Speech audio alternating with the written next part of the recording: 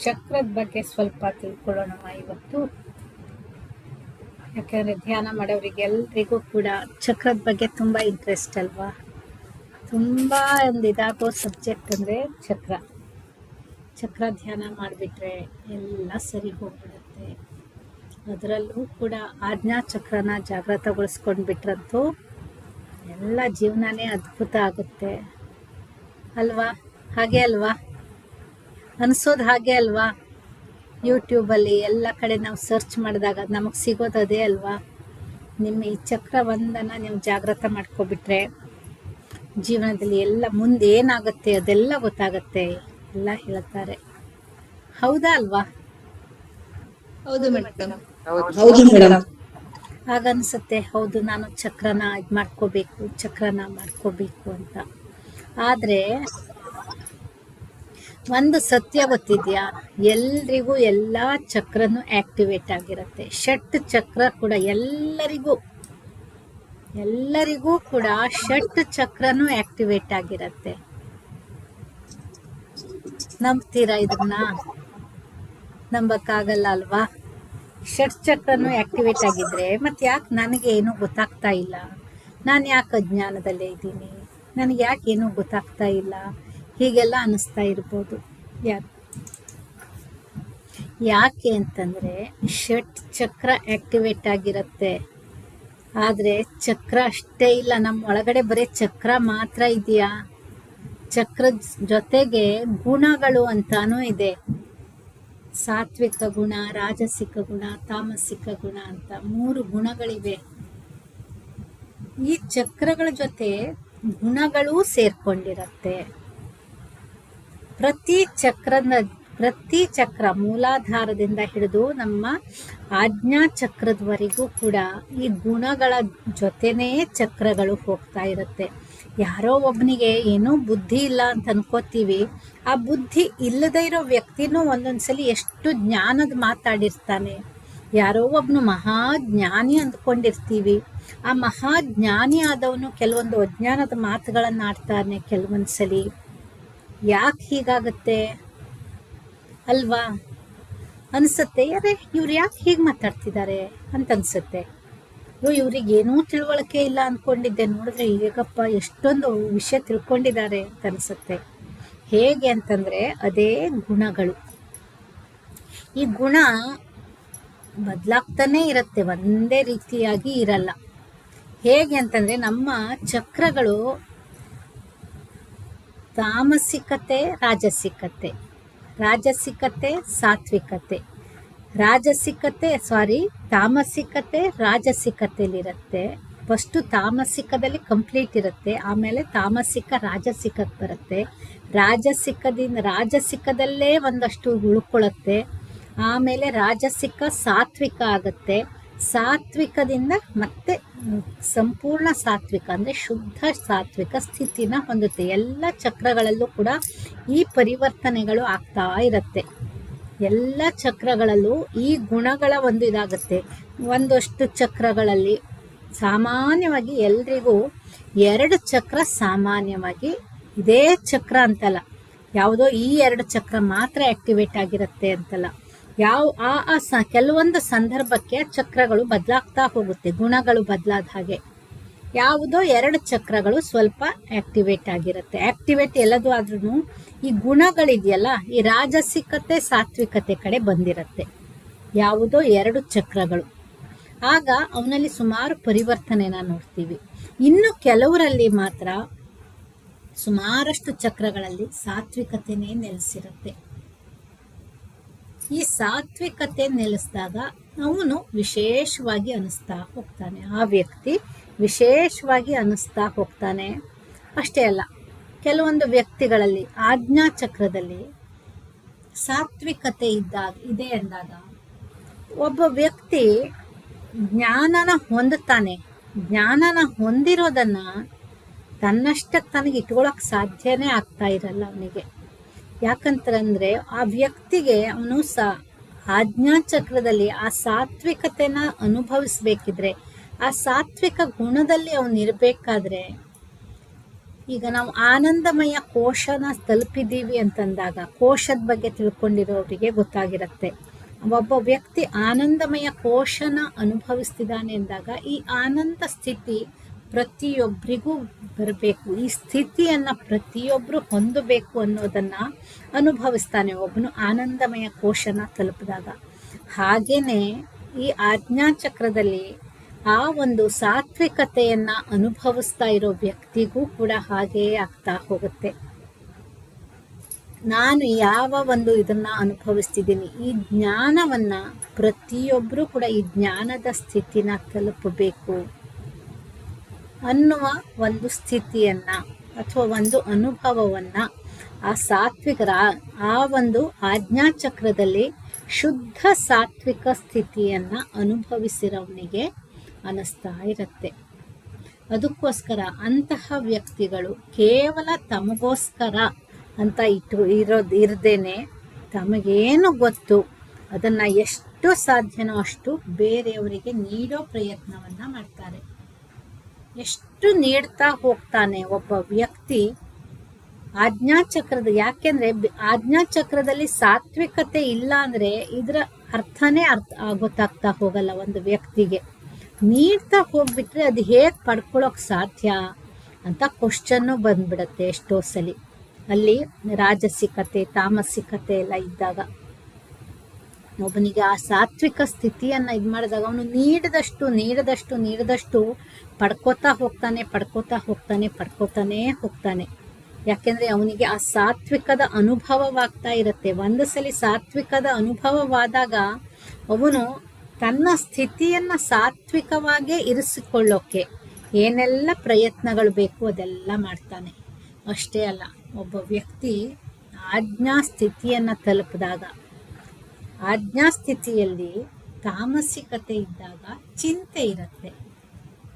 ಯಾವಾಗೂ ಹೇಳ್ತಿರ್ತೀನಲ್ಲ ನಾನು ಸಾಮಾನ್ಯವಾಗಿ, ಚಿಂತೆನ ಬಿಟ್ಬಿಡಿ, ಚಿಂತೆ ಜಾಗದಲ್ಲಿ ಚಿಂತನೆನ ಹಾಕಿ ಅಂತ. ಆಜ್ಞಾ ಚಕ್ರದಲ್ಲಿ ತಾಮಸಿಕತೆ ಇದ್ದಾಗ ಚಿಂತೆಗಳು ತುಂಬ ಇರುತ್ತೆ. ಅದೇ ಆಜ್ಞಾ ಚಕ್ರದಲ್ಲಿ ಸಾತ್ವಿಕತೆ ಇದ್ದಾಗ ಒಬ್ಬ ವ್ಯಕ್ತಿ ಚಿಂತನೆಯನ್ನು ಮಾಡೋಕೆ ಹಿಡಿತಾನೆ ಎಲ್ಲ ವಿಷಯಗಳ. ಯಾಕೆಂದರೆ ಅವನಿಗೆ ಜ್ಞಾನ ಎಲ್ಲಿಂದ ಬರುತ್ತೆ? ಜ್ಞಾನ ಅನ್ನೋದು ಅವನ ಒಳಗಡೆನೇ ಹುಟ್ಟಿ ಬರೋದಾಗಿರುತ್ತೆ. ಅವನ ಒಳಗಡೆ ಆಲ್ರೆಡಿ ಇರೋದು ಜಾಗೃತವಾಗಿ ಬರಬೇಕು. ಆ ಜಾಗೃತವಾಗೋ ಸ್ಥಿತಿಗೆ ಏನು ಬೇಕು? ಒಂದು ಗಿಡ ಒಳಗಡೆ ಒಂದು ಬೀಜದ ಒಳಗಡೆ ಒಂದು ಮರ ಅಡಗಿದೆ. ಪ್ರತಿ ಬೀಜದ ಒಳಗಡೆ ಒಂದು ಮರ ಅಡಗಿದೆ, ಒಂದು ಗಿಡ ಅಡಗಿದೆ. ಆ ಗಿಡ ಹೊರಗಡೆ ಬರೋಕೆ ಅಥವಾ ಬೀಜದೊಳಗಿರೋ ಮರ ದೊಡ್ಡದಾಗೋಕೆ ಏನು ಬೇಕು? ಅದಕ್ಕೆ ಸೂಕ್ತವಾಗಿರೋ ವಾತಾವರಣ ಬೇಕು ಅಲ್ವಾ? ಹಾಗೇನೆ ನಮ್ಮೊಳಗಡೆ ಇರೋ ಜ್ಞಾನ ಹೊರಗಡೆ ಬರೋಕೆ, ಆ ಜ್ಞಾನ ಜಾಗೃತವಾಗೋಕೆ ಒಂದು ಸೂಕ್ತವಾಗಿರೋ ವಾತಾವರಣ ಬೇಕು. ಆ ಸೂಕ್ತವಾಗಿರೋ ವಾತಾವರಣ ಎಲ್ಲಿ ಸಿಗುತ್ತೆ? ಒಬ್ಬನು ಚಿಂತನೆಯನ್ನು ನಡೆಸ್ತಾ ಹೋದಾಗ, ಚಿಂತನೆಯನ್ನು ಮಾಡ್ತಾ ಹೋಗಬೇಕು. ಆ ಚಿಂತನೆ ಎಲ್ಲಿ ಹುಟ್ಟಬೇಕು? ಅವನ ಒಳಗಡೆನೇ ಹುಟ್ಟಬೇಕು. ಅದನ್ನು ಯಾರೂ ಹುಟ್ಟಾಕೋಕೆ ಸಾಧ್ಯ ಇಲ್ಲ. ಅವನಲ್ಲೇ ಪ್ರಶ್ನೆಯನ್ನು ಹಾಕ್ತಾ ಹೋಗಬೇಕು. ಆ ಪ್ರಶ್ನೆಗೆ ಉತ್ತರನ ಕಂಡುಕೊಳ್ಳೋ ಪ್ರಯತ್ನ ಮಾಡ್ತಾ ಹೋಗಬೇಕು. ಈ ಪ್ರಶ್ನೆಗೆ ಉತ್ತರವನ್ನು ಕಂಡುಕೊಳ್ಳೋಕೆ ಉಳಿದ ಎಲ್ಲ ಚಕ್ರಗಳು, ಕೆಳಗಿನ ಎಲ್ಲ ಚಕ್ರಗಳು ಸಹಕಾರವನ್ನು ನೀಡುತ್ತೆ. ಒಬ್ಬನು ನಾನು ಸೀದಾ ಆಜ್ಞಾಚಕ್ರಕ್ಕೆ ಹೋಗಿ ಏನೋ ಮಾಡ್ತೀನಿ ಅಂತ ಹೋದರೆ ಆ ವ್ಯಕ್ತಿ ಸಂಪೂರ್ಣ ಅವನ ಜೀವನನೇ ಅಸ್ತವ್ಯಸ್ತ ಆಗುತ್ತೆ. ನಮಗೆ ಮೂಲವಾಗಿ ನಮ್ಮ ಬೇಸ್ ಯಾವುದು? ಮೂಲಾಧಾರ, ಸ್ವಾಧಿಷ್ಠಾನ. ಮೊದಲು ನಾವು ಇವುಗಳ ಕಡೆ ನಾವು ಫಸ್ಟ್ ಗಮನನ ಹಾಕಲೇಬೇಕು. ಇವೆರಡು ಚಕ್ರನ ಬಿಟ್ಟು ಒಬ್ಬನ ಮೇಲೆ ಹೋಗ್ತಿದ್ದಾನೆ, ಯಾವುದೋ ಚಕ್ರನ ನಾನು ಏನೋ ಮಾಡ್ತೀನಿ ಅಂತ ಹೋಗ್ತಿದ್ದಾನೆ ಅಂದರೆ ಜೀವನದಲ್ಲಿ ಆಗ್ತಾ ಇರೋ ಅಸ್ತವ್ಯಸ್ತ, ಏನೇನೋ ಸಮಸ್ಯೆ, ಏನೇನೋ ಗೊಂದಲ, ಏನೇನೋ ಎಲ್ಲ ಆಗ್ತಾ ಇರುತ್ತೆ. ಅದು ಎಲ್ಲಿಂದ ಆಗ್ತಾ ಇದೆ, ಯಾಕೆ ಆಗ್ತಾ ಇದೆ, ಹೇಗಾಗ್ತಾ ಇದೆ ಏನೂ ಗೊತ್ತಾಗ್ತಾ ಇರಲ್ಲ. ಎಲ್ಲಿಂದ ಸರಿ ಮಾಡ್ಕೊಳ್ಳಿ ಗೊತ್ತಾಗ್ತಾ ಇರಲ್ಲ. ಯಾಕೆಂದರೆ ಎಷ್ಟೋ ನಮ್ಮ ಸಮಸ್ಯೆಗಳಿಗೆ ಕಾಯಿಲೆ ಇದೆ ಅಂತ ಡಾಕ್ಟ್ರ್ ಹತ್ರ ಹೋದ್ರೆ ಡಾಕ್ಟ್ರಿಂದ ಔಷಧಿ ಸಿಗ್ತಾ ಇರಲ್ಲ. ಸಮಸ್ಯೆ ಇದೆ, ನಮ್ಮ ಜಾತಕ ತೋರ್ಸೋಣ ಅಂತ ಅಂದರೆ ಅವ್ರು ಹೇಳೋ ಪರಿಹಾರ ಒಂದೂ ಸರಿ ಹೋಗ್ತಾ ಇರಲ್ಲ. ಯಾಕೆ ಅಂತಂದರೆ ನಮ್ಮ ಆಂತರಿಕವಾಗಿ ನಾವು ಅಷ್ಟು ಹಾಳಾಗಿದ್ದೀವಿ. ನಮ್ಮ ಆಂತರಿಕವಾಗಿ ನಾವು ಆ ಒಂದು ಸ್ಥಿತಿಗಳನ್ನೆಲ್ಲ ನಾವು ಹಾಳು ಮಾಡ್ಕೊಬಿಟ್ಟಿದ್ದೀವಿ. ಏನೋ ಮಾಡೋಕೆ ಹೋಗಿ ಏನೇನೋ ಮಾಡ್ತಾ ಇದ್ದೀವಿ. ಆಗ ಹೇಗೆ ಸರಿ ಆಗುತ್ತೆ? ಆಗಲ್ಲ. ಅದಕ್ಕೋಸ್ಕರ ಯಾರೋ ಚಕ್ರ ಧ್ಯಾನ ಮಾಡ್ತೀನಿ ಅಂತ ಹೋಗ್ಬೇಕಿದ್ರೆ ಫಸ್ಟು ಗುಣಗಳ ಪರಿವರ್ತನೆ ಆಗ್ತಾ ಇದೆಯಾ ಪ್ರಯತ್ನ ಮಾಡಿ. ಆ ಗುಣಗಳನ್ನು ಪರಿವರ್ತನೆ ಮಾಡ್ಕೊಳ್ಳೋ ಪ್ರಯತ್ನವನ್ನು ನಾವು ಮಾಡ್ತಾ ಹೋಗಬೇಕು. ಈ ಗುಣಗಳ ಪರಿವರ್ತನೆಗೆ ಸಹಾಯ ಮಾಡೋದು ಯಾವುದು? ಈ ಚಕ್ರಗಳ ಬ್ಯಾಲೆನ್ಸಿಂಗು, ಚಕ್ರಗಳ ಆ್ಯಕ್ಟಿವೇಶನ್ನು, ಗುಣಗಳ ಪರಿವರ್ತನೆ. ಇದೆಲ್ಲ ಎಲ್ಲಿ ಆಗುತ್ತೆ? ಯೋಗ ಜೀವನದಲ್ಲಿ ಆಗುತ್ತೆ. ಯೋಗ ಜೀವನ ಅಂತಂದರೆ ಮತ್ತೆ ತುಂಬ ಜನರಿಗೆ ಬರುತ್ತೆ. ಆಸನ ಒಂದಷ್ಟು ಮೇಲ್ ಮಾಡೋದು, ಒಂದಷ್ಟು ಕೆಳಗಡೆ ಮಾಡೋದು, ಸೈಡಿಗೆ ಮಾಡೋದು, ಈ ಕಡೆ ಮಾಡೋದು ಮಾಡಿಬಿಟ್ರೆ ಯೋಗ ಮಾಡಿದೆ ನಾನು ಯೋಗ ಮಾಡ್ತೀನಿ ಅಂತ ಒಂದು ಯೋಗ, ಅದು ಯೋಗ ಅಂದ್ಕೊಬಿಟ್ಟಿದ್ದೀವಿ. ನಾವು ಮಾಡೋ ಆಸನ ಅಂತ ನಾವು ಒಂದು ಯಾವುದನ್ನ ಯೋಗ ಅಂತ ಅಂದುಕೊಂಡು ಮಾಡ್ತಾ ಇರ್ತೀವಲ್ಲ, ಆ ಆಸನ ಅನ್ನೋದು ಯೋಗದ ಒಂದು ತುಂಬ ಚಿಕ್ಕ ಒಂದು ಪಾರ್ಟು, ತುಂಬ ಚಿಕ್ಕ ಪಾರ್ಟ್. ಆಸನ ಅನ್ನೋದು ಒಂದಿಷ್ಟೇ ಚಿಕ್ಕದನ್ನು ನಾವು ಆಯ್ಕೆ ಮಾಡ್ಕೊಂಡಿದ್ದೀವಿ. ಅದಕ್ಕೂ ಮಿಗಿಲಾಗಿ ಯೋಗದಲ್ಲಿ ಎಷ್ಟೊಂದಿದೆ, ಯಮಗಳಿದೆ. ಯಮಗಳಲ್ಲಿ 5 ಯಮಗಳು ತುಂಬ ಇದಾಗಿರುತ್ತೆ, ತುಂಬ ಫೇಮಸ್ ಆಗಿರುತ್ತೆ. ಯಮದಲ್ಲಿ ಇನ್ನೂ ತುಂಬ ಇದೆ. ಯಾಕೆಂದರೆ ಭಗವದ್ಗೀತೆಯಲ್ಲಿ ಕೃಷ್ಣ ಯಮನ ಇನ್ನೂ ಜಾಸ್ತಿ ಕೊಟ್ಟಿದ್ದಾನೆ. ಆದರೆ ನಮಗೆ ಇದು ಪತಂಜಲಿ ಯೋಗ ಸೂತ್ರದಲ್ಲಿ ಯೋಗದ ಮೂಲಕ ಹೋಗಬೇಕು ಅಂದರೆ, ಅಷ್ಟಾಂಗ ಮಾರ್ಗದ ಮೂಲಕ ಹೋಗ್ಬೇಕಂದ್ರೆ ಪಂಚಕವನ್ನು ಕೊಟ್ಟಿದ್ದಾನೆ. ಯಮದಲ್ಲಿ 5, ಇದನ್ನು ಇದಿಷ್ಟಾದರೂ ಮಾಡಿ ಅಂತ ಹೇಳ್ತಿರೋದು. ನಿಮಗೆ ಉಳಿದ ಎಲ್ಲವನ್ನು 23, 24 ಯಮವನ್ನು ಆಚರಿಸೋಕ್ಕಾಗಿಲ್ಲ ಅಂದರೂ ಪರವಾಗಿಲ್ಲ, ಈ 5 ಅನುಸರಿಸಿ ಅಂತ. ಆದರೆ ಏನಾಗಿದೆ ಅಂದರೆ ನಮಗೆ ಈ 5 ಅನುಷ್ಠಾನದಲ್ಲಿ ಇಟ್ಕೊಳ್ಳೋದು ಕಷ್ಟ ಆಗುತ್ತೆ. ಈ ಸುಳ್ಳು ಹೇಳೋವನಿಗೆ ಆ ಸುಳ್ಳನ್ನು ನಾನು ಬಿಡೋಕೆ ಸಾಧ್ಯ ಇಲ್ಲ. ಯಾಕೆಂದರೆ ಅವನ ಅಸ್ತಿತ್ವನೇ ಆ ಸುಳ್ಳಲ್ಲಿ ಇದ್ದುಬಿಟ್ಟಿರುತ್ತೆ. ಎಷ್ಟೋ ಜನರಿಗೆ ಆ ಸುಳ್ಳನ್ನೇ ಸತ್ಯ ಅಂತ ನಂಬೋ ಹಾಗೆ ಸುಳ್ಳನ್ನು ಹೇಳೋ ಅಭ್ಯಾಸ ಮಾಡ್ಕೊಂಡ್ಬಿಟ್ಟಿರ್ತಾರೆ. ಅಂಥವನು ಹೇಗೆ ಅದನ್ನು ಬಿಟ್ಟಿರೋಕ್ಕೆ ಸಾಧ್ಯ? ಅದೇ ನನ್ನ ಅಸ್ತಿತ್ವ ಆಗ್ಬಿಟ್ಟಿದೆ ಅಂತ ಅಂದ್ಕೋತಾನೆ. ಈ ಯಮಗಳನ್ನು ಅನುಷ್ಠಾನದಲ್ಲಿ ಇಟ್ಕೋಬೇಕು. ಯಾಕೆಂದರೆ ಒಬ್ಬನು ಧ್ಯಾನಕ್ಕೆ ಹೋಗ್ಬೇಕಿದ್ರೆ ಇಂದ್ರಿಯಗಳನ್ನು ನಿಯಂತ್ರಿಸಬೇಕು, ಇಂದ್ರಿಯಗಳ ನಿಗ್ರಹ ಆಗಬೇಕು ಅಂತ ಹೇಳಬೇಕಿದ್ರೆ ಈ ನಿಯಮಗಳನ್ನು ಮೊದಲು ಇದು ಮಾಡಬೇಕು. ಈ ನಿಯಮಗಳೇ ಇಂದ್ರಿಯಗಳನ್ನು ನಿಯಂತ್ರಿಸೋದು. ಅದಕ್ಕೋಸ್ಕರನೇ ಮೊದಲೇ ಇಂದ್ರಿಯಗಳ ಕುರಿತಾಗಿ ಇಂದ್ರಿಯಗಳನ್ನು ಹೇಗೆ ನಿಯಂತ್ರಣ ಮಾಡಬಹುದು ಅನ್ನೋದಕ್ಕೇನೆ ಈ ನಿಯಮ ಇರೋದು. ಸುಳ್ಳು ಹೇಳಬಾರ್ದು, ಕಳ್ಳತನ ಮಾಡಬಾರ್ದು, ಬೇರೆಯವರ ಆಸ್ತಿಗೆ ನಾವು ಆಸೆ ಪಡಬಾರ್ದು. ಆಸ್ತಿ ಅಂತಂದರೆ ಕೇವಲ ಯಾವುದೋ ಜಮೀನು ಹಣ ಅಷ್ಟೇ ಆಗಿರಲ್ಲ. ಬೇರೆಯವರ ಯಾವುದೇ ವಸ್ತುಗಳಿಗೂ ಕೂಡ ನನ್ನದಲ್ಲ ಅನ್ನೋ ವಸ್ತುವಿಗೆ ಆಸೆ ಪಡಬಾರ್ದು.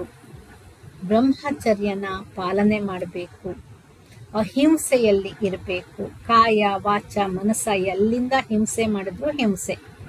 ಈ 3 ಇದರಲ್ಲಿ ಅಹಿಂಸೆಯನ್ನು ಅನುಸರಿಸಬೇಕು.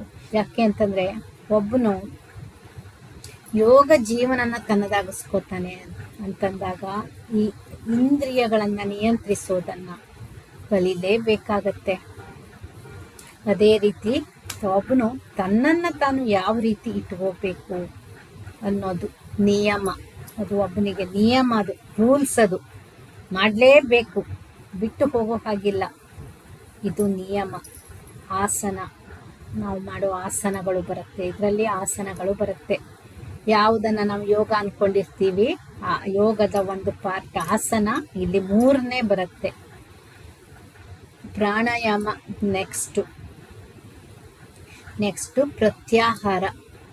ಪ್ರತ್ಯಾಹಾರ ಅಂತಂದಾಗ ಆರಂಭದಲ್ಲಿ ನಾವು ಇಂದ್ರಿಯಗಳನ್ನು ನಿಯಂತ್ರಿಸೋದನ್ನು ಅಷ್ಟೇ ಕಲ್ತಿರ್ತೀವಿ. ಪ್ರತ್ಯಾಹಾರ ಅಂತಂದಾಗ ನಾವು ಇಂದ್ರಿಯಗಳನ್ನು ಅಂತರ್ಮುಖ ಮಾಡೋಕೆ, ಒಳಮುಖಗೊಳಿಸೋಕೆ ಆರಂಭಿಸ್ತೀವಿ. ಎಲ್ಲ ಇಂದ್ರಿಯಗಳನ್ನು ಕೂಡ ಒಳಮುಖಗೊಳಿಸ್ತಾ ಹೋಗ್ತೀವಿ. ನಾವು ಇವಾಗ ಈ ಧ್ಯಾನದಲ್ಲಿ ಆನಾಪಾನ ಸತಿ ಧ್ಯಾನ ಅಂದಾಗ ನಾವು ನಮ್ಮ ಉಸಿರಾಟವನ್ನು ಧಾರಣ ಮಾಡ್ತೀವಿ. ಉಚ್ಛ್ವಾಸ ನಿಶ್ವಾಸವನ್ನು ಧಾರಣೆ ಮಾಡ್ತಾ ಆ ಉಚ್ಛ್ವಾಸ ಮತ್ತು ನಿಶ್ವಾಸದ ಮಧ್ಯಂತರದ ಸ್ಥಿತಿ ಇರುತ್ತಲ್ಲ, ಆ ಮಧ್ಯಂತರದ ಸ್ಥಿತಿನೇ ನಮ್ಮ ಧ್ಯಾನದ ಸ್ಥಿತಿ ಆಗ್ತಾ ಹೋಗುತ್ತೆ. ನಿಧಾನವಾಗಿ ನಾವು ಯಾವಾಗ ನಮ್ಮ ಮನಸ್ಸು ಆಲೋಚನೆ ಮಾಡೋದನ್ನು ನಿಲ್ಲಿಸ್ಬಿಡುತ್ತೆ, ಆಗ ಈ ಉಚ್ಛ್ವಾಸ ನಿಶ್ವಾಸ ಇವೆರಡರ ಮಧ್ಯಂತರದ ಸ್ಥಿತಿಯಲ್ಲಿ ನಾವಿರ್ತೀವಿ. ಇದು ಧಾರಣೆ. ಧ್ಯಾನ ಮಾಡೋದಲ್ಲ, ತನ್ನಷ್ಟಕ್ಕೆ ತಾನೇ ಆಗೋದು.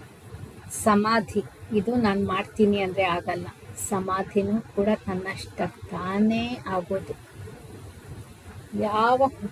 ಯಾವ ಒಂದು ಕ್ಷಣದಲ್ಲಿ ಸಮಾಧಿ ಸ್ಥಿತಿಯನ್ನು ನಾನು ಹೊಂದಿದೆ ಅನ್ನೋದು ಅರಿವಿಗೆ ಬಂದಿರಲ್ಲ. ಯಾವ ಕ್ಷಣದಲ್ಲಿ ಸಮಾಧಿಯಿಂದ ಆಚೆ ಬಂದೆ ಅನ್ನೋದು ಗೊತ್ತಿರಲ್ಲ. ಇಷ್ಟಕ್ಕೆ ನಿಂತಿರಲ್ಲ. ನಮಗೆ ಇವರು ಮಹರ್ಷಿಗಳು, ಪತಂಜಲಿ ಮಹರ್ಷಿಗಳು ನಮಗೆ ಇಲ್ಲಿಯವರೆಗೆ ಹೇಳಿದ್ದಾರೆ ಅಷ್ಟಾಂಗ ಮಾರ್ಗ ಅಂತ. ಇದಕ್ಕೂ ಮೇಲೆ ಇನ್ನೂ ಇದೆ. ಇನ್ನೂ ಆಳವಾಗಿ ನಾನು ಹೋಗ್ತೀನಿ ಅಂದರೆ ಇನ್ನೂ ಇದೆ. ಆದರೆ ಇಷ್ಟನ್ನು ನೀವು ಅನುಷ್ಠಾನ ಮಾಡಿದ್ರೆ ಸಾಕಾಗತ್ತೆ. ಇದು ನಿಮ್ಮ ಯೋಗ ಜೀವನ ಆಗತ್ತೆ. ಒಬ್ಬ ಯೋಗಿ ಆಗ್ತೀರಾ. ಇವುಗಳನ್ನು ಅನುಷ್ಠಾನದಲ್ಲಿ ಇಟ್ಕೊಂಡ್ರೆ, ಇವುಗಳನ್ನು ಸರಿಯಾಗಿ ಪಾಲಿಸ್ತಾ ಹೋದರೆ ಒಬ್ಬ ಯೋಗಿ ಆಗೋಕೆ ಸಾಧ್ಯ ಅಂತ ಹೇಳ್ತಾನೆ. ಇವುಗಳನ್ನು ನಾನು ಯಾಕೆ ಇದನ್ನೆಲ್ಲ ತಗೊಂಡೆ ಅಂತಂದರೆ, ಈ ಒಂದು ಅಷ್ಟಾಂಗವನ್ನು ತಗೊಂಡಾಗ ಯಮ ನಿಯಮವನ್ನು ಪಾಲಿಸ್ತಾ ಹೋದರೆ ನಮ್ಮ ಗುಣಗಳು ಬದಲಾಗ್ತಾ ಹೋಗುತ್ತೆ. ತಾಮಸದಲ್ಲಿರೋನು ಸಾತ್ವಿಕಕ್ಕೆ, ರಾಜಸಿಕಕ್ಕೆ, ಸಾತ್ವಿಕಕ್ಕೆ ಹೋಗೋಕೆ ಸಾಧ್ಯ ಆಗುತ್ತೆ. ಯಾಕಂದರೆ ಯಮ ನಿಯಮ ನಮ್ಮನ್ನು ಆ ರೀತಿ ಬದಲಾಯಿಸ್ತಾ ಹೋಗುತ್ತೆ.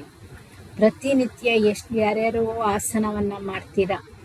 ಆಸನವನ್ನು ಮಾಡ್ತಾ ಇದ್ದೀವಿ, ಕೇವಲ ಆಸನಕ್ಕೆ ನಿಲ್ಲಿಸಬಾರ್ದು. ಯೋಗ ಯಾವತ್ತೂ ಅಷ್ಟೇ, ಯೋಗ ಶರೀರಕ್ಕಷ್ಟೇ ಅಲ್ವೇ ಅಲ್ಲ. ಯೋಗ ಒಬ್ಬನನ್ನ ಹೊರ ಜಗತ್ತಿನಿಂದ ಒಳ ಜಗತ್ತಿಗೆ ಕರ್ಕೊಂಡು ಹೋಗೋ ಒಂದು ಮಾಧ್ಯಮ. ಅದು ಯೋಗ ಅನ್ನೋದು. ನಾವು ಆಸನಕ್ಕಷ್ಟೇ ಸೀಮಿತ, ನಾನು ಯೋಗ ಮಾಡ್ತೀನಿ ಅಂತ ಹೇಳ್ತೀವಿ ಅಂತಂದರೆ ನಮ್ಮ ಸೀಮಿತ ತಿಳುವಳಿಕೆಯನ್ನು ತೋರಿಸುತ್ತೆ. ಅದು ನಾನು ಯೋಗನ ಮಾಡ್ತೀನಿ ಅಂತಂದರೆ ಯೋಗದಲ್ಲಿ ನಾನು ಏನು ಮಾಡ್ತೀನಿ ಅನ್ನೋದು ಮುಖ್ಯ. ಕೇವಲ ಆಸನ ಮಾಡಿ ನಾನು ಯೋಗ ಮಾಡ್ತೀನಾ, ಅಥವಾ ನನ್ನನ್ನು ನಾನು ಪ್ರತಿ ದಿವಸ ಪರಿವರ್ತನೆ ಮಾಡ್ತಾ ಈ ಕ್ಷಣದಲ್ಲಿ ನನ್ನ ಮನಸ್ಸು ಯಾವ ಸ್ಥಿತಿಯಲ್ಲಿದೆ, ಈ ಕ್ಷಣದಲ್ಲಿ ನನ್ನ ಗುಣ ಯಾವ ಇದರಲ್ಲಿದೆ, ಸಾತ್ವಿಕದಲ್ಲಿದೆಯಾ, ರಾಜಸಿಕದಲ್ಲಿದೆಯಾ, ರಾಜಸಿಕ ಸಾತ್ವಿಕದ ಮಧ್ಯೆ ಓಡಾಡ್ತಾ ಇದೆಯಾ, ತಾಮಸಿಕ ರಾಜಸಿಕದ ಮಧ್ಯೆ ಓಡಾಡ್ತಾ ಇದೆಯಾ, ರಾಜಸಿಕದಲ್ಲೇ ನೆಲೆಸಿದ್ಯಾ, ತಾಮಸಿಕದಲ್ಲೇ ನೆಲೆಸಿದ್ಯಾ, ಇದನ್ನ ನಾವು ನೋಡ್ತಾ ನೋಡ್ತಾ ನೋಡ್ತಾ ನೋಡ್ತಾ ನಾವು ನಮ್ಮೊಂದಿಗೆ ಒಂದಾಗ್ತಾ ಹೋಗ್ಬೇಕು. ಒಬ್ಬ ವ್ಯಕ್ತಿ ಯಾವಾಗ ತನ್ನೊಂದಿಗೆ ತಾನು ಒಂದಾಗೋದನ್ನ ರೂಢಿಸ್ಕೊತಾನೆ, ಆಗ ಅವನು ಬ್ರಹ್ಮಾಂಡದೊಂದಿಗೆ ಸಂಪರ್ಕವನ್ನು ಹೊಂದೋದು ಸುಲಭ ಆಗುತ್ತೆ. ನಮ್ಮ ಗುಣಗಳ ಪರಿವರ್ತನೆ ಎಲ್ಲಾಗುತ್ತೆ ಅಂದರೆ ಇಲ್ಲಿ ಆಗುತ್ತೆ. ಯೋಗದ ಆರಂಭದಲ್ಲಿ ಗುಣಗಳ ಪರಿವರ್ತನೆ ಬರುತ್ತೆ. ಅದನ್ನ ಅಭ್ಯಾಸ ಮಾಡ್ತಾ ಮಾಡ್ತಾ ಮಾಡ್ತಾ ಇವತ್ತು ತಾಮಸಿಕದಲ್ಲಿ ಇದ್ದೀನಿ, ನನ್ನೊಳಗಡೆ ನನ್ನ ಅಸ್ತಿತ್ವದ ಕುರಿತಾಗಿ ಭಯ ಇದೆ. ನೆಕ್ಸ್ಟ್ ಯಾವುದು, ಸ್ವಾಧಿಷ್ಠಾನ, ನನ್ನ ಭಾವನೆಗಳ ಕುರಿತಾಗಿ ಭಾವನೆಗಳಲ್ಲಿ ಯಾವಾಗಲೂ ಕೂಡ ಅಸಮಾಧಾನ ಇರುತ್ತೆ, ಒಂದು ಸಮತೋಲನ ಇರಲ್ಲ, ಅಸಮತೋಲನ ಇರುತ್ತೆ. ನೆಕ್ಸ್ಟು ಮಣಿಪುರ ಚಕ್ರ, ನನ್ನ ಸ್ವಾಭಿಮಾನವನ್ನು ಅಹಂಕಾರವಾಗಿ ಬದಲಾಯಿಸ್ಕೊಬಿಟ್ಟಿದ್ದೀನಿ, ಅಸೂಯೆಯಾಗಿ ಬದಲಾಯಿಸ್ಕೊಂಡಿರ್ತೀನಿ. ಯಾಕೆಂದರೆ ಇಲ್ಲೆಲ್ಲ ಒಂದು ಸಾತ್ವಿಕತೆ, ಈಗ ಮೂಲಾಧಾರದಲ್ಲಿ ಸಾತ್ವಿಕತೆ ಇದೆ ಅಂತಂದರೆ ಒಬ್ಬನು ನಿರ್ಭಯ ಸ್ಥಿತಿಯಲ್ಲಿ ಇರ್ತಾನೆ. ಯಾವುದೇ ವಿಷಯಕ್ಕೆ ಸಂಬಂಧಪಟ್ಟಾಗಲಿ ನಿರ್ಭಯ ಸ್ಥಿತಿಯಲ್ಲಿರ್ತಾನೆ. ಮೂಲಾಧಾರದಲ್ಲಿ ತಾಮಸಿಕತೆ ಇದೆ ಅಂದಾಗ ಭಯವನ್ನು ಸೂಚಿಸುತ್ತೆ. ಅದು ಭವಿಷ್ಯದ ಕುರಿತಾಗಿ ಭಯ, ಏನೇನೋ ಇದ್ದಿರುತ್ತಲ್ಲ, ಅದೆಲ್ಲ ಭಯ ಕಾಡ್ತಾ ಇದೆ ಅಂದರೆ ನಮ್ಮ ಮೂಲಾಧಾರದಲ್ಲಿ ತಾಮಸಿಕತೆಯನ್ನು ಸೂಚಿಸುತ್ತೆ. ಅದೇ ರೀತಿಯಾಗಿ ನಮ್ಮ ಸ್ವಾಧಿಷ್ಠಾನ ಚಕ್ರ ನಮ್ಮ ಭಾವನೆಗಳನ್ನ ಬ್ಯಾಲೆನ್ಸ್ ಮಾಡೋದು, ಆನಂದ ಸ್ಥಿತಿಯಲ್ಲಿ ನಮ್ಮನ್ನ ನೆಲೆಸೋ ಹಾಗೆ ಮಾಡುತ್ತೆ ಸ್ವಾಧಿಷ್ಠಾನ ಚಕ್ರ. ಇದರಲ್ಲಿದ್ದಾಗ ಸಾತ್ವಿಕತೆಯಲ್ಲಿದ್ದಾಗ. ಆದರೆ ನಾವು ಯಾವಾಗೂ ಈ ಭಾವನೆಗಳ ಏರಿಳಿತದಲ್ಲಿ ಏನೋ ಬೇಸರ, ಏನೋ ಕೋಪ, ಏನೋ ದುಃಖ, ಏನೋ ಗೊಂದಲ, ಏನೋ ಅಸ್ಪಷ್ಟತೆಯಲ್ಲೇ ಇದ್ದೀವಿ ಅಂತಂದ್ರೆ ಇದು ನಮ್ಮ ತಾಮಸಿಕತೆಯನ್ನ ತೋರಿಸುತ್ತೆ. ಮೂರನೇದು, ನಾವು ಮಣಿಪುರ ಚಕ್ರದಲ್ಲಿ, ಮಣಿಪುರ ಚಕ್ರ ನಮ್ಮ ಸ್ವಾಭಿಮಾನದ ಚಕ್ರ. ನಮ್ಮ ಓಜಸ್ಸು ತೇಜಸ್ಸು ಎಲ್ಲ ಇರೋದು ನಮ್ಮ ಮಣಿಪುರ ಚಕ್ರದಲ್ಲಿ. ಇದು ಸ್ವಾಭಿಮಾನದ ಚಕ್ರ. ಆದರೆ ಮಣಿಪುರ ಚಕ್ರದಲ್ಲಿ ನಾವು ತಾಮಸದಲ್ಲಿದ್ದರೆ ನಮ್ಮ ಅಸೂಯೆಯನ್ನ, ಅಹಂಕಾರ ಇವುಗಳನ್ನ ತೋರಿಸುತ್ತೆ. ನಮ್ಮ ಕೀಳರಿಮೆಯನ್ನ ತೋರಿಸ್ತಾ ಹೋಗುತ್ತೆ. ನಮ್ಮನ್ನ ನಾವು ನಾನು ಅವರಷ್ಟಿಲ್ಲಪ್ಪ ಅಂತ ಅಂದ್ಕೊಳ್ಳೋದು. ಇಲ್ಲ, ನಾನು ತುಂಬಾನಪ್ಪ, ಅವ್ರಿಗೇನು ಗೊತ್ತಿಲ್ಲ, ನನಗೆ ಎಲ್ಲ ಗೊತ್ತು ಅನ್ನೋ ಹಾಗೆ ಇರೋದು. ಇನ್ನೊಬ್ಬನನ್ನ ಪರೀಕ್ಷೆ ಮಾಡ್ತೀವ, ಇದು ಕೂಡ ಇಲ್ಲೇ ಬರುತ್ತೆ. ಕೆಲವ್ರದ್ದೊಂದಷ್ಟು ಸ್ವಭಾವ ಇರುತ್ತೆ, ಇನ್ನೊಬ್ಬರನ್ನ ಪರೀಕ್ಷೆ ಮಾಡ್ಕೊಳ್ಳೋದು. ಒಬ್ಬ ವ್ಯಕ್ತಿ ತನ್ನನ್ನು ತಾನು ಪರೀಕ್ಷೆ ಮಾಡ್ಕೊಬಿಟ್ರೆ ಉದ್ಧಾರ ಆಗ್ಬಿಡ್ತಾನೆ. ಯಾವಾಗ ಇನ್ನೊಬ್ಬರ ಪರೀಕ್ಷೆ ಮಾಡೋಕೆ ಹೋಗ್ತಾನೆ, ಅವನು ತಗೊಂಡಿರೋ ನಾಲೆಜ್ ಕೂಡ ತನ್ನಷ್ಟಕ್ಕೆ ತಾನೇ ಕಡಿಮೆ ಆಗ್ತಾ ಹೋಗುತ್ತೆ. ಯಾಕೆ? ಅಲ್ಲಿ ತಾಮಸಿಕತೆ ಬರ್ತಾ ಹೋಗುತ್ತೆ, ರಾಜಸಿಕತೆ ಬರ್ತಾ ಹೋಗುತ್ತೆ.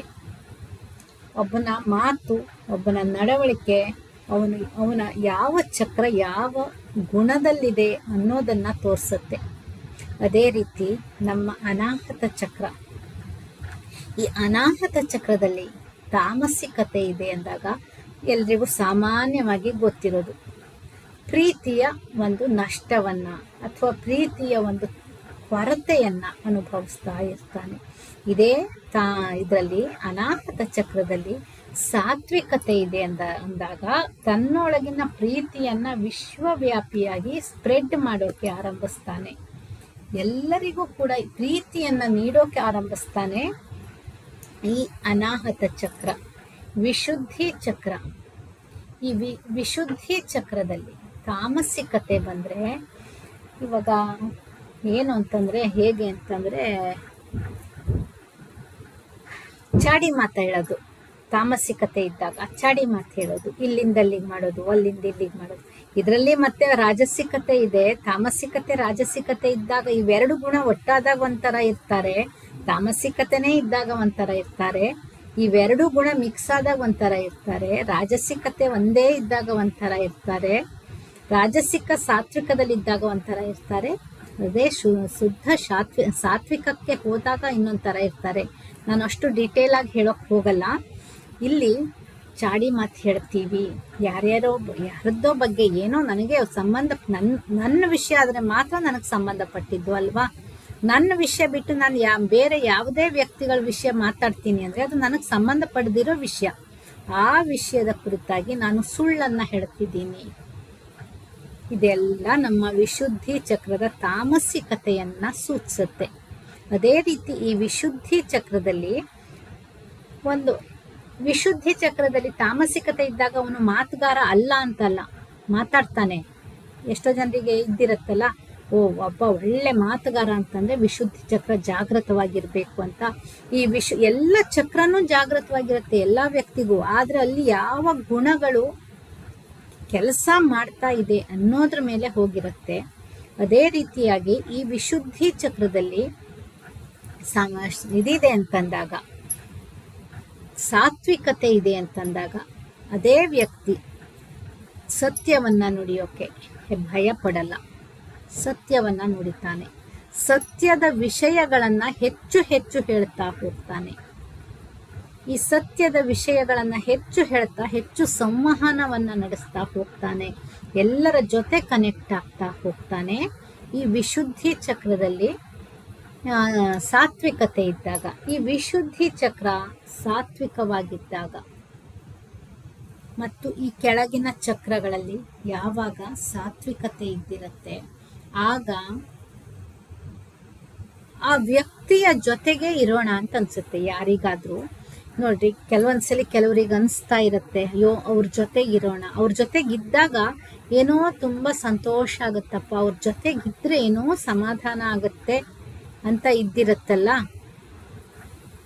ಅಂದ್ರೆ ಈಗ ನಮ್ಗೆ ಎಷ್ಟೋ ಜನರಿಗೆ ಈಗ ನೆಗೆಟಿವ್ ಗಾಸಿಪ್ ಮಾಡೋರ್ ಜೊತೆಗೂ ಇರೋಣ ಅಂತ ಅನ್ಸುತ್ತೆ. ಅದಲ್ಲ, ಒಂದು ಪಾಸಿಟಿವ್ ವೈಬ್ಸ್ ಬರ್ತಾ ಇರುತ್ತೆ ಕೆಲವೊಂದು ವ್ಯಕ್ತಿಗಳ ಜೊತೆ. ನಾನು ಆ ವಿಷಯನ ಮಾತ್ರ ಹೇಳ್ತಿದ್ದೀನಿ. ಗಾಸಿಪ್ ಮಾಡೋರ್ ಜೊತೆಗಿರ್ಬೇಕು ಅಂತ ಅನ್ನೋ ವಿಷಯನ ನಾನು ಟಾಪಿಕ್ಗೆ ತಗೊಳ್ತಾ ಇಲ್ಲ ಇಲ್ಲಿ.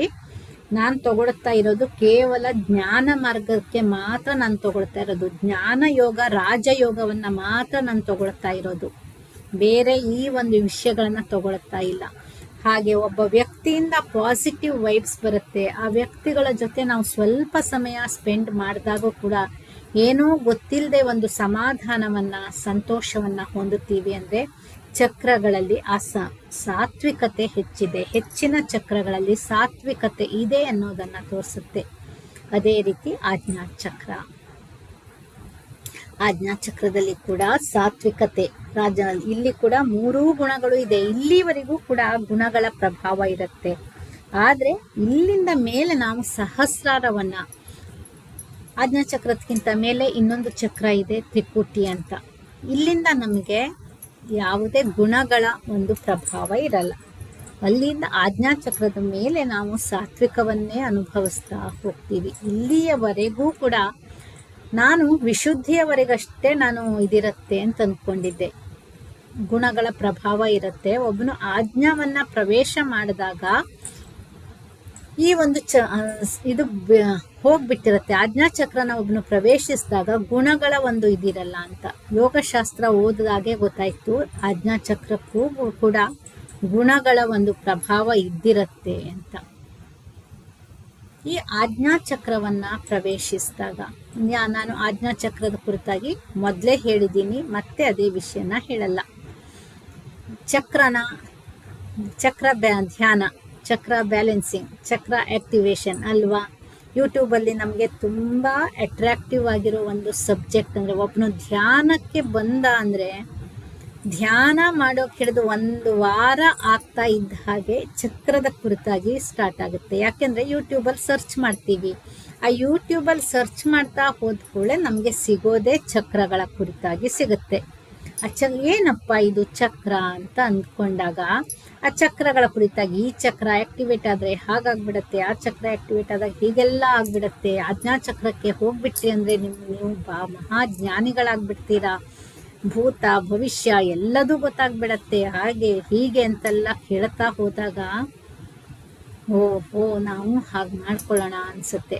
ಆದರೆ ಒಂದು ಸಲ ಯೋಚನೆ ಮಾಡಬೇಕು, ಇವತ್ತು ನಾನು ಹೇಗಿದ್ದೀನಿ, ನಾನು ಹೇಗೆ ಭೌತಿಕ ಜೀವನದಲ್ಲಿ ಹೇಗೋ ಇದ್ದಿರ್ತೀನಿ.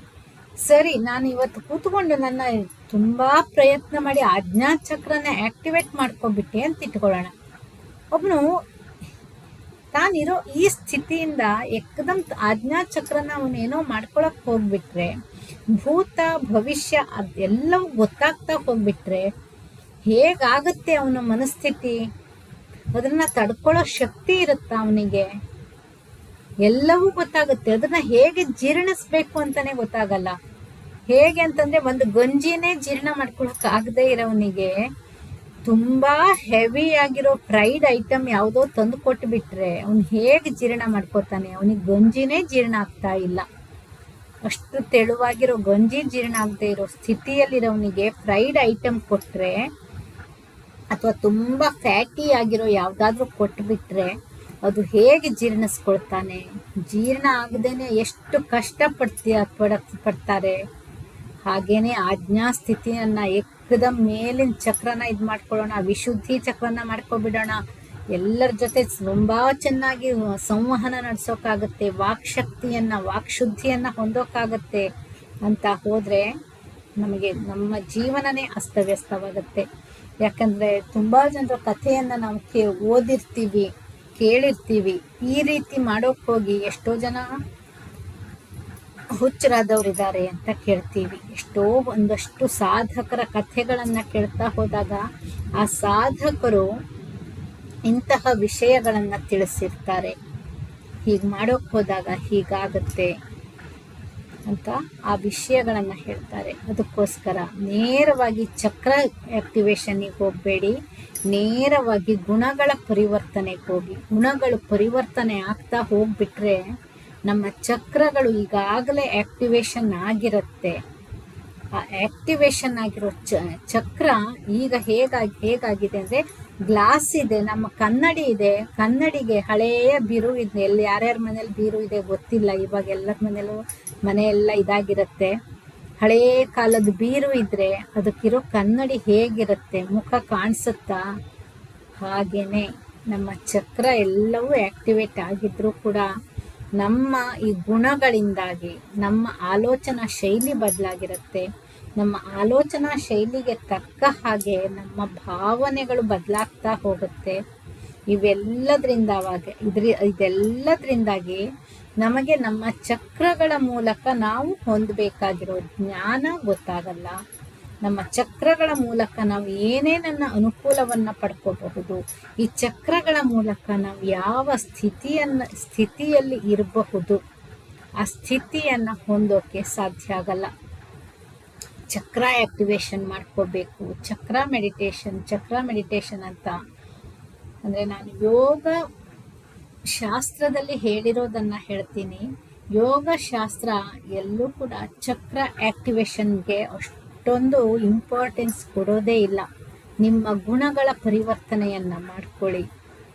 ಗುಣಗಳ ಪರಿವರ್ತನೆ ಆಗ್ತಾ ಹೋದಾಗ ಚಕ್ರ ತನ್ನಿಂದ ತಾನೇ ಸಮತೋಲನಗೊಳ್ತಾ ಹೋಗುತ್ತೆ. ಯಾವಾಗ ಚಕ್ರ ಸಮತೋಲನವಾಗ್ತಾ ಹೋಗುತ್ತೆ, ಜೀವನ ಸಮತೋಲನವಾಗ್ತಾ ಹೋಗುತ್ತೆ. ಯೋಗದ ಉದ್ದೇಶನೇ ಅದು, ಸಮತೋಲನ. ಎಲ್ಲವುಗಳಲ್ಲೂ ಯೋಗದ ಉದ್ದೇಶ ಇಷ್ಟೇನೆ, ಸಮತೋಲನ. ಎಲ್ಲವುಗಳಲ್ಲೂ ಬ್ಯಾಲೆನ್ಸನ್ನು ತಂದ್ಕೊಳ್ಳೋದು, ಬ್ಯಾಲೆನ್ಸಿಂಗ್ ಜೀವನವನ್ನು ನಡೆಸೋದು, ಇದು ಯೋಗದ ಉದ್ದೇಶ ಆಗಿರುತ್ತೆ. ಈ ಒಂದು ಬ್ಯಾಲೆನ್ಸಿಂಗಲ್ಲಿ ನಾವು ಜೀವನವನ್ನು ನಡೆಸ್ತಾ ಹೋದಾಗ ಆನಂದಮಯ ಸ್ಥಿತಿಯನ್ನು ಅನುಭವಿಸ್ತಾ ಹೋಗ್ತೀವಿ. ಇದು ಯೋಗದ ಉದ್ದೇಶ ಆಗಿರುತ್ತೆ. ಅದಕ್ಕೋಸ್ಕರ ಚಕ್ರ ಆ್ಯಕ್ಟಿವೇಶನ್ ಅಂತ ಹೋಗಿ ತುಂಬ ಸಮಸ್ಯೆಗಳನ್ನು, ಒಂದೊಂದು ಚಕ್ರದಲ್ಲೂ ಕೂಡ ನಾವು ಏಕದಮ್ ಆ ಚಕ್ರವನ್ನು ಏನೋ ಬ್ಯಾಲೆನ್ಸ್ ಮಾಡ್ತೀನಿ, ಆ್ಯಕ್ಟಿವ್ ಮಾಡ್ತೀನಿ ಅಂತ ಹೋದಾಗ ನಮ್ಮ ಗುಣಗಳ ಪರಿವರ್ತನೆ ಆಗಿರಲ್ಲ. ಆಗ ತುಂಬ ನಮ್ಮ ಗೊಂದಲಗಳನ್ನು ಅನುಭವಿಸ್ಬೇಕಾಗತ್ತೆ, ತುಂಬ ಸಮಸ್ಯೆಗಳನ್ನು ಅನುಭವಿಸ್ಬೇಕಾಗತ್ತೆ. ನಮ್ಮ ಎಲ್ಲ ಚಕ್ರಗಳಲ್ಲೂ ನಮ್ಮ ಗುಣಗಳಿದೆ. ಅದಕ್ಕೋಸ್ಕರ ನಾವು ಬದಲಾಯಿಸ್ಕೊಳ್ಬೇಕಾಗಿದ್ದು ಮೂರೇ ಗುಣ. ನಾವು ಚಕ್ರ ಆ್ಯಕ್ಟಿವೇಶನ್ ಅಂತ ಹೋದರೆ 6 ಚಕ್ರಗಳನ್ನು ಆ್ಯಕ್ಟಿವೇಟ್ ಮಾಡ್ಕೋಬೇಕು. ಅದೇ ನಾನು ಗುಣನ ಬದಲಾಯಿಸ್ಕೋತೀನಿ ಅಂತ ಹೋದರೆ 3 ಗುಣಗಳನ್ನು ಬದಲಾಯಿಸ್ಕೊಬಿಟ್ರತ್ತು. ಅದರಲ್ಲೂ ಕೂಡ ಒಂದು ಗುಣನ ಬದಲಾಯಿಸ್ಕೊಳ್ಳೋದೇ ಬೇಕಾಗಿಲ್ಲ, 2 ಗುಣನ ನಾವು ಬದಲಾಯಿಸ್ಕೊಳ್ಬೇಕಾಗಿರೋದು. ತಾಮಸಿಕದಲ್ಲಿರೋನು ರಾಜಸಿಕಕ್ಕೆ ಬರಬೇಕು, ರಾಜಸಿಕದಲ್ಲಿರೋನು ಸಾತ್ವಿಕಕ್ಕೆ ಹೋಗಬೇಕು ಅಲ್ವಾ? ಸಾತ್ವಿಕದಲ್ಲೇ ಒಬ್ಬನಿದ್ದಾನೆ ಅಂತಂದರೆ ಅವನು ಶುದ್ಧ ಸಾತ್ವಿಕಕ್ಕೆ ಹೋಗೋದು ಕಷ್ಟ ಆಗಲ್ಲ. ಈ ಸಾತ್ವಿಕಕ್ಕೆ ಬರೋವರೆಗೆ ಇವೆರಡೇ ನಮಗೆ ತುಂಬ ಇದನ್ನ ಕೊಡೋದು, ತೊಂದರೆನ ಕೊಡೋದು. ಇವೆರಡನ್ನ ಪರಿವರ್ತನೆ ಮಾಡ್ಕೊಳ್ಳೋ ಪ್ರಯತ್ನನ ಮಾಡ್ತಾ ಹೋಗೋಣ. ಜೀವನ ತನ್ನಿಂದ ತಾನೇ ಎಲ್ಲವೂ ಸುಲಭ ಆಗ್ತಾ ಹೋಗುತ್ತೆ. ಈ ಜ್ಞಾನವನ್ನು ನಮ್ಮೊಳಗಡೆನೆ ನಾವು ಹೊಂದೋದು ಹೇಗೆ? ಅದು ಈ ಗುಣಗಳ ಪರಿವರ್ತನೆಯಿಂದ ಆಗೋದು. ಗುಣಗಳ ಪರಿವರ್ತನೆಯಿಂದನೇ ಮನಸ್ಸು ಶಾಂತವಾಗೋದು. ಗುಣಗಳ ಪರಿವರ್ತನೆಯಿಂದನೇ ಜೀವನದಲ್ಲಿ ಬರ್ತಾ ಇರೋ ಎಲ್ಲ ಸಮಸ್ಯೆಗಳಿಗೂ ಕೂಡ ಸ್ಪಷ್ಟತೆ ಸಿಗೋದು. ಅದಕ್ಕೋಸ್ಕರ ಚಕ್ರ ಆ್ಯಕ್ಟಿವೇಶನ್ ಅನ್ನೋ ವರ್ಡ್ಗೆ ಅಷ್ಟೊಂದು ಮಹತ್ವ ಕೊಡ್ದೇನೆ, ಅನ್ನೋ ಸೆಂಟೆನ್ಸಿಗೆ ಅಷ್ಟೊಂದು ಮಹತ್ವ ಕೊಡ್ದೇನೆ, ಗುಣಗಳ ಪರಿವರ್ತನೆ ಅನ್ನೋ ಕಡೆ ಹೆಚ್ಚು ಹೆಚ್ಚು ಹೆಚ್ಚು ಗಮನ ಹಾಕ್ತಾ ಹೋಗೋಣ. ಆಗ ನಾವು ನಮ್ಮ ನೋವುಗಳನ್ನು ಹೊರಹಾಕಿ ಆನಂದ ಸ್ಥಿತಿಯಲ್ಲಿರೋದು ಸುಲಭ ಆಗ್ತಾ ಹೋಗುತ್ತೆ. ಓಕೆ, ಇನ್ನೊಂದು ಚಕ್ರ ಆ್ಯಕ್ಟಿವೇಶನ್ ಮಾಡ್ಬೇಕಂತಂದ್ರೆ, ಚಕ್ರಗಳ ಮೇಲೆ ಧ್ಯಾನ ಮಾಡಬೇಕು ಅಂತಂದ್ರೆ ಯೋಗ ಸೂತ್ರ ಇನ್ನೊಂದು ಹೇಳುತ್ತೆ, ಚಕ್ರಗಳಿಗೆ ಆಸನಗಳ ಸ್ಪರ್ಶ ಇಲ್ಲದೇನೆ ಒಬ್ಬ ವ್ಯಕ್ತಿ ಚಕ್ರಗಳ ತಂಟೆಗೆ ಹೋಗಬಾರ್ದು ಅಂತಾನೂ ಹೇಳುತ್ತೆ. ಎಷ್ಟೋ ಜನರಿಗೆ ಆಸನಗಳ ಸ್ಪರ್ಶನೇ ಕೊಟ್ಟಿರಲ್ಲ ಚಕ್ರಗಳಿಗೆ, ಆದರೂ ಚಕ್ರ ಆ್ಯಕ್ಟಿವೇಶನ್ ಅಂತ ಹೋಗ್ತಾರೆ. ಅದು ಕೂಡ ತುಂಬ ತಪ್ಪು. ಯೋಗಶಾಸ್ತ್ರದ ಪ್ರಕಾರ ನಾನು ಹೇಳೋದು, ಅದು ಬಿಟ್ಟು ನಿಮಗೆ ಬೇರೆಯವರು ಬೇರೆ ಬೇರೆ ರೀತಿಯಾಗೂ ಹೇಳಬಹುದು. ಒಬ್ಬನು ಆರೋಗ್ಯಕರ ರೀತಿಯಲ್ಲಿ ಸ್ಟೆಪ್ ಬೈ ಸ್ಟೆಪ್ ಒಂದೊಂದೇ ಮೆಟ್ಟಿಲಾಗಿ ಮೇಲ್ ಹೋಗ್ಬೇಕು. ನಾನು ಒಂದೇ ಸಲ ಮೇಲ್ ಹೋಗಿ ಸುಮ್ಮನೆ ಏನೋ ಒಂದು ನನಗೆ ಆಧಾರ ಇಲ್ಲದೆ ಕೆಳಗಡೆ ಬೀಳಬಾರ್ದು.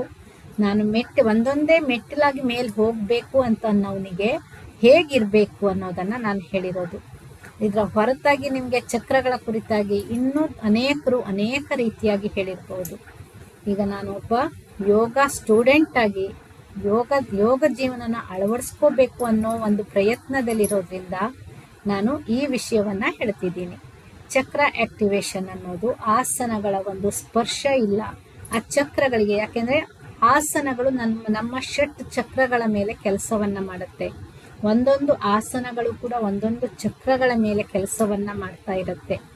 ಆ ಚಕ್ರಗಳಿಗೆ ಆಸನಗಳ ಸ್ಪರ್ಶನೇ ಇಲ್ಲ ಅಂತಂದಾಗ ನಾವು ಆ ಚಕ್ರ ಆಕ್ಟಿವೇಶನ್ಗೆ ಹೋಗಬಾರ್ದು. ತುಂಬಾ ಸೂಕ್ಷ್ಮ ವಿಷಯಗಳು ತುಂಬಾ ಇರುತ್ತೆ. ಅಂದ್ಕೊಂಡಷ್ಟು ಸುಲಭ ಇರಲ್ಲ. ನಾನೇನೋ ಮಾಡ್ಬಿಡ್ತೀನಿ ಅಂತ ಹೋಗೋಕ್ಕಿಂತ ನನ್ನಷ್ಟಕ್ಕೆ ನಾನು ಬ್ರೀದಿಂಗ್ ಅನ್ನ ಅಬ್ಸರ್ವ್ ಮಾಡ್ತಾ ಏನ್ ಆಗ್ತಾ ಇದೆ ಅದೆಲ್ಲವುಗಳಿಗೂ ಸಾಕ್ಷಿ ಆಗ್ತಾ ಹೋಗ್ತೀನಿ. ಈ ಸಾಕ್ಷಿ ಭಾವದಲ್ಲಿದ್ದಾಗ ಧ್ಯಾನ ಯಾವುದೋ ಸಮಯದಲ್ಲಿ ತನ್ನಷ್ಟಕ್ಕೆ ತಾನೇ ಆಗುತ್ತೆ. ಇವಿಷ್ಟನ್ನೇ ನಾವು ಸಿಂಪಲ್ ಆಗಿ ಅಳವಡಿಸ್ಕೊಳ್ತಾ ಹೋಗ್ಬಿಟ್ರೆ ಚಕ್ರ ತನ್ನಿಂತಾನೇ ಬ್ಯಾಲೆನ್ಸ್ ಆಗ್ತಾ ಹೋಗುತ್ತೆ. ಎಚ್ಚರ ಸ್ಥಿತಿಯಲ್ಲಿದ್ದಾಗ ನಮ್ಮ ಗುಣಗಳನ್ನ ಯಾರೋ ಏನೋ ಎಲ್ಲೋ ಸಾಧನೆ ಮಾಡಿದ್ರು ಅಂದಾಗ ನಾನು ಅಸೂಯೆ ಪಟ್ಕೊಳ್ಳೋಕ್ಕಿಂತ ನಾನು ಸಾಧನೆ ಮಾಡಬೇಕು, ಅವ್ರ ಹಾಗೆ ನಾನು ಮಾಡಬೇಕು ಅಂತಲ್ಲ, ನಾನು ನನ್ನ ಸಾಧನೆಯನ್ನ ಮಾಡಬೇಕು ಅಂತ ನನ್ನ ಸಾಧನೆ ಕಡೆ ನಾನು ಗಮನ ಹಾಕಬೇಕು. ನನಗೇನೋ ಸ್ವಲ್ಪ ಗೊತ್ತಿದೆ ಅಂತ ಅಹಂಕಾರ ಪಟ್ಕೊಳ್ಳೋಕ್ಕಿಂತ ನನಗಿಂತ ಇನ್ನೂ ಗೊತ್ತಿರೋರು ತುಂಬಾ ಜನ ಇದ್ದಾರೆ, ಅದನ್ನ ನಾವು ನೋಡ್ಬೇಕು. ನನಗೇನೂ ಗೊತ್ತಿಲ್ಲ ಅಂತ ಕೀಳರ ಮೇಲೆ ಹೋಗೋಕ್ಕಿಂತ ನಮಗಿಂತನೂ ಗೊತ್ತಿಲ್ದಿರೋರು ತುಂಬಾ ಜನ ಇದ್ದಾರೆ, ನಾವು ಒಬ್ಬರೇ ಅಲ್ಲ. ಈ ರೀತಿ ನಾವು ಮಧ್ಯಂತರ ಸ್ಥಿತಿಯನ್ನ ಕಾಯ್ಕೊಂಡು ಹೋಗ್ಬೇಕು. ಆಗ ನಾವು ಯೋಗಿ ಆಗೋದು ಸುಲಭ ಆಗುತ್ತೆ. ಸಮತೋಲನವನ್ನ ನಾವು ಕಾಯ್ಕೊಳ್ಳೋಕೆ ನಮಗೆ ಇವುಗಳು ಸುಲಭವಾಗ್ತಾ ಹೋಗುತ್ತೆ.